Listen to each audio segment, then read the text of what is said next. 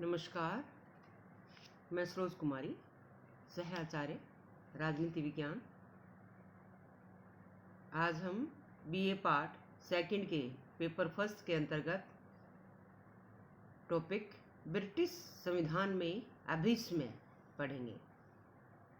यानी ब्रिटिश संविधान में अभिस्मय क्या स्थान रखते हैं और क्या उनका महत्व है, पढ़ेंगे।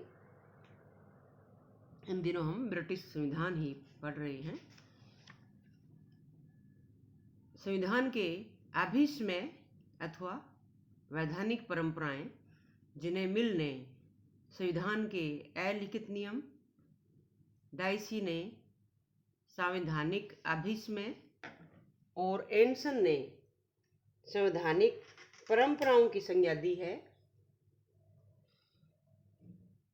ब्रिटिश संविधान के विभिन्न स्रोतों में न केवल एक वरन सर्वाधिक महत्वपूर्ण स्रोत हैं और ब्रिटिश संविधान बहुत अधिक सीमा तक अभिस्मयों पर ही आधारित है। यानी अभिस्मय ब्रिटिश संविधान का अधिकतर हिस्सा है और शायद विश्व का ऐसा एकमात्र संविधान है, ब्रिटिश संविधान, जो अभिस्मयों पर इतना आधारित हो, जो परंपराओं पर इतना जोर देता हो या परंपराओं पर ही अधिकतर हिस्सा जिसका आधारित हो। तो अभिस्मय ब्रिटिश संविधान में बहुत महत्वपूर्ण स्थान रखते हैं। प्रोफेसर जेनिंग्स अभिस्मयों को परिभाषित करते हुए लिखता है, इनके महत्व के बारे में भी लिखता है कि कानून की सूखी हड्डियों के ऊपर अभिस्मय मानो मूल ढांचे पर मांस रूपी आवरण है। इनमें कानूनी संविधान कार्य रूप में लाया जाता है, इनसे कानूनी संविधान कार्य रूप में लाया जाता है और वे इसे निरंतर विकसित विचारों के साथ रखते हैं। कानून की सूखी हड्डियों के ऊपर अभिस्मय मानो मूल ढांचे पर मांस रूपी आवरण है। इनसे कानूनी संविधान कार्य रूप में लाया जाता है और वे इसे निरंतर विकसित विचारों के साथ रखते हैं। प्रोफेसर जेनिंग्स परिभाषित करते हैं इनको। पहले देखते हैं परिभाषा के पश्चात अभिस्मय के लक्षण क्या हैं, विशेषताएं क्या हैं।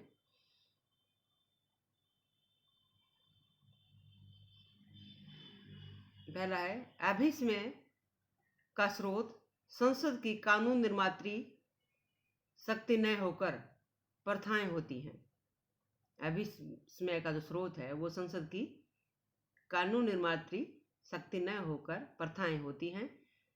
जब ये प्रथाएं धीरे धीरे प्रयोग में आते आते अपनी उपयोगिता के आधार पर प्रशासन में स्थायित्व प्राप्त कर लेती हैं, तभी उनका रूप अभिस्मयों का होता है। यानी इनका स्रोत संसद नहीं होता, बल्कि ये प्रथाएं धीरे धीरे प्रयोग में आते आते अपनी उपयोगिता के आधार पर प्रशासन में स्थायित्व प्राप्त कर लेती हैं, तभी उनका रूप अभिस्मय का हो जाता है। पहला इसका है। दूसरा लक्षण है, अभिस्मयों का पालन कानून या न्यायिक मान्यता के कारण नहीं किया जाता। यानी इनके पीछे कोई कानून का बल है इसलिए इसका प्रयोग हो, ऐसा नहीं है, वरन लोकमत, सहमति या उपयोगिता के कारण किया जाता है। यानी इनके पीछे की जो शक्ति है वो लोकमत है, जनता की सहमति है या इसकी उपयोगिता के कारण अभिस्मयों का प्रयोग किया जाता है, न कि कानून का कोई पीछे फोर्स हो या कानून का कोई बल हो इसके पीछे, ऐसा नहीं है। तो अभिस्मयों का पालन जो है कानून के डर से नहीं, बल्कि लोकमत, सहमति या उपयोगिता के कारण किया जाता है। तीसरा लक्षण है, अभिस्मयों को कानूनी मान्यता प्राप्त न होने पर भी व्यवहार में कानूनों के समान ही पालन किया जाता है। यानी अभिस्मयों को भले ही कानूनी मान्यता प्राप्त नहीं हो, फिर भी इनका पालन कानून के समान ही किया जाता है, कानून के समान इनको महत्व प्राप्त होता है। तो ये है मुख्य विशेषताएं, लक्षण अभिस्मयों के। यानी इनके पीछे कोई कानूनी शक्ति नहीं है, न इनका स्रोत संसद है, बल्कि ये परंपराओं से विकसित हुई, धीरे धीरे विकसित हुए व्यवहार हैं जिन्होंने अभिस्मय का रूप धारण कर लिया है। इनके पीछे कोई दंडात्मक शक्ति न होते हुए भी ये कानूनों की भांति ही प्रयोग में लाए जाते हैं, कानून की भांति ही महत्व रखते हैं। इनके पीछे जनमत या उपयोगिता होती है, इनके पीछे कोई कानून नहीं होता। ये हैं इसके लक्षण विशेषताएं। अब देखते हैं ब्रिटिश संविधान में कौन कौन से प्रमुख अभिस्मय प्रचलित हैं। प्रमुख हम आज कर रहे हैं, यानी अधिकतर हिस्सा जो है ब्रिटिश संविधान का अभिस्मयों पर ही आधारित है। तो इसमें जो मुख्य अभिस्मय हैं उनकी चर्चा हम करें अभी।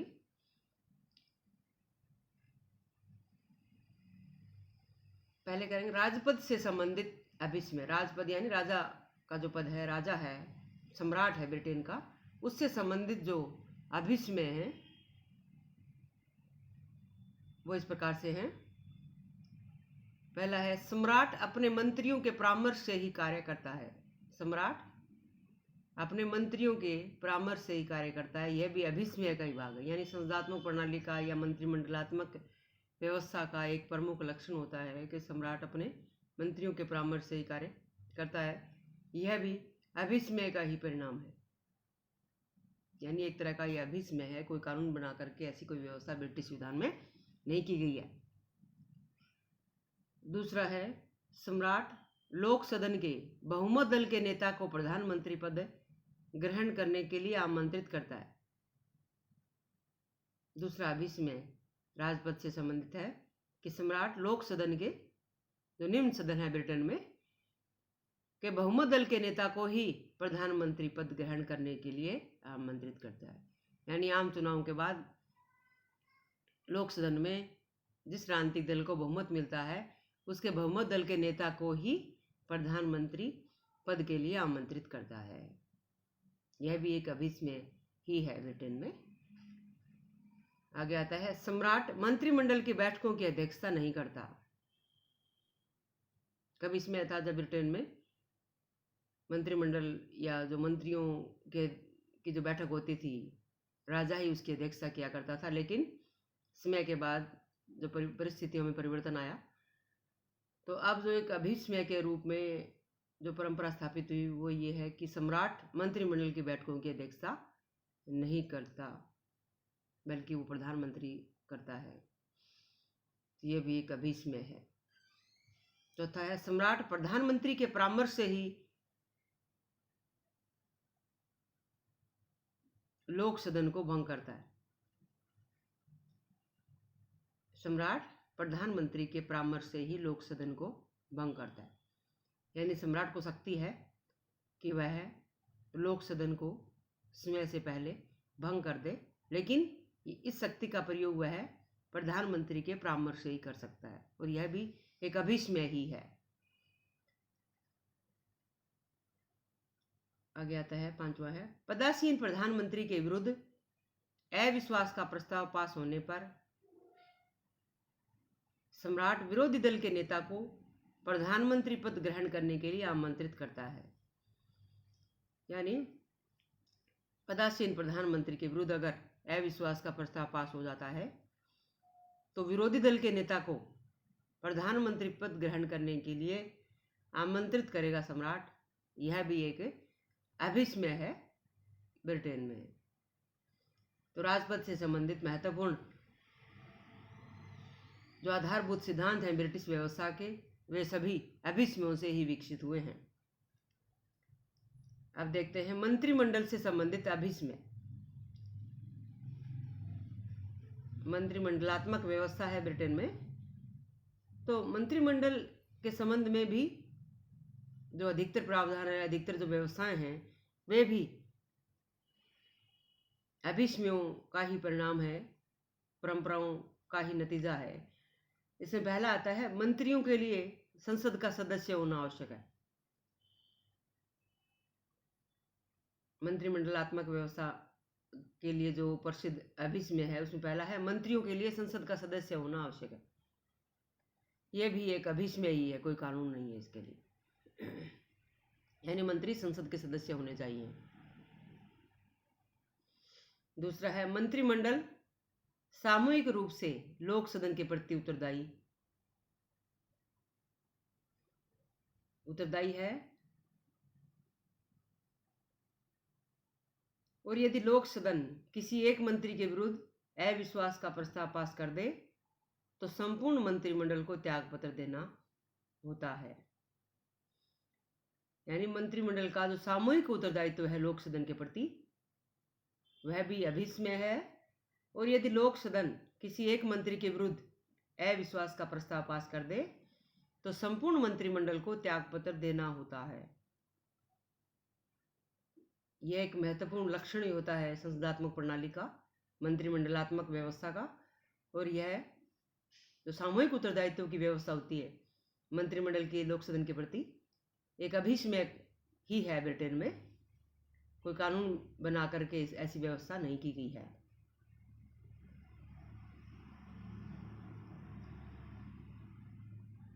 और तीसरा जो महत्वपूर्ण अभिस्मेय मंत्रिमंडल के संबंध में है वो है सभी मंत्री बहुमत दल के ही होते हैं। यानी जो बहुमत दल की सरकार बनती है उसी के मंत्री होते हैं।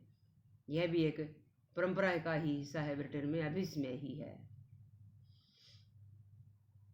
तो मंत्रिमंडल से संबंधित अभिस्मेय हमने पढ़े, यानी संपूर्ण मंत्रिमंडलात्मक व्यवस्था ही अभिस्मेयों पर आधारित है। अब देखते हैं संसद के दोनों सदनों के संबंध में अभिस्मेय कौन कौन से हैं।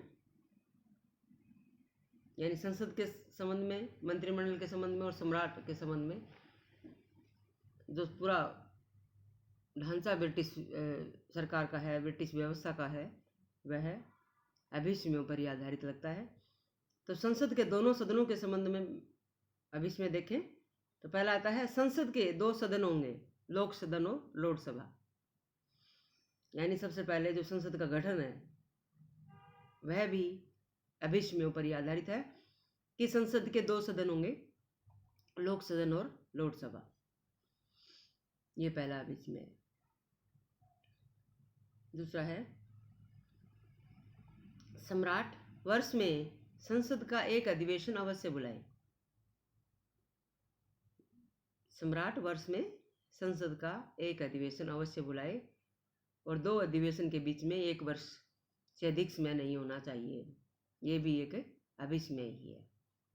यानी वर्ष में एक अधिवेशन अवश्य होना चाहिए संसद का, और दो अधिवेशनों के बीच एक वर्ष से अधिक देरी नहीं होनी चाहिए।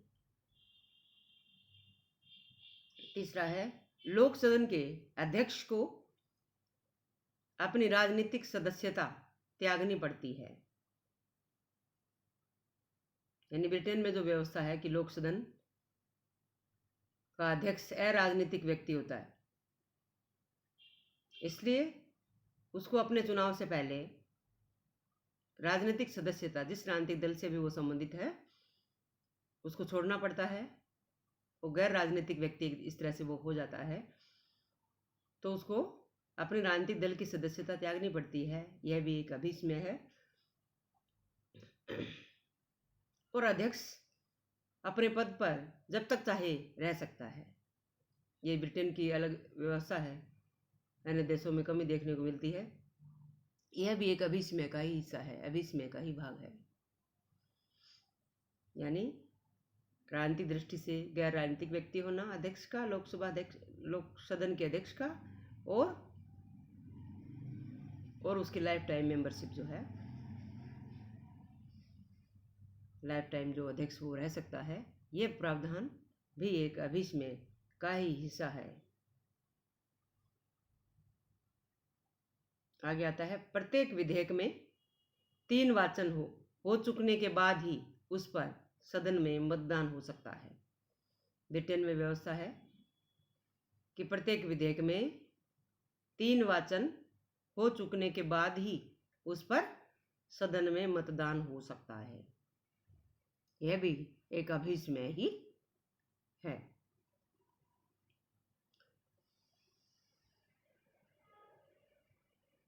तो आज हमने पढ़ा कि ब्रिटिश संविधान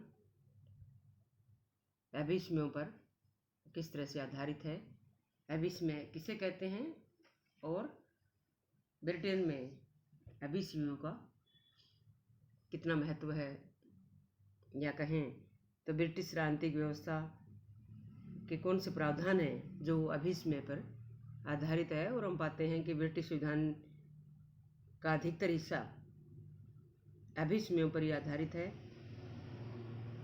परंपराओं पर आधारित है। ब्रिटिश लोग रूढ़िवादी अधिक हैं, वे अपनी परंपराओं को छोड़ना नहीं चाहते, उनको संजो के रखना चाहते हैं, और इसी वजह से वहाँ की जो मूल व्यवस्थाएं हैं, चाहे संसदात्मक व्यवस्था हो, मंत्रिमंडलात्मक व्यवस्था हो, सम्राट का संवैधानिक राजतंत्र का प्रावधान है, ये सभी लगभग जो व्यवस्थाएं हैं ब्रिटेन में अभिसमयों पर ही आधारित है। और अधिक इस तरह से अधिकतर हिस्सा जो है ब्रिटिश संविधान का अभिसमयों पर ही निर्भर है।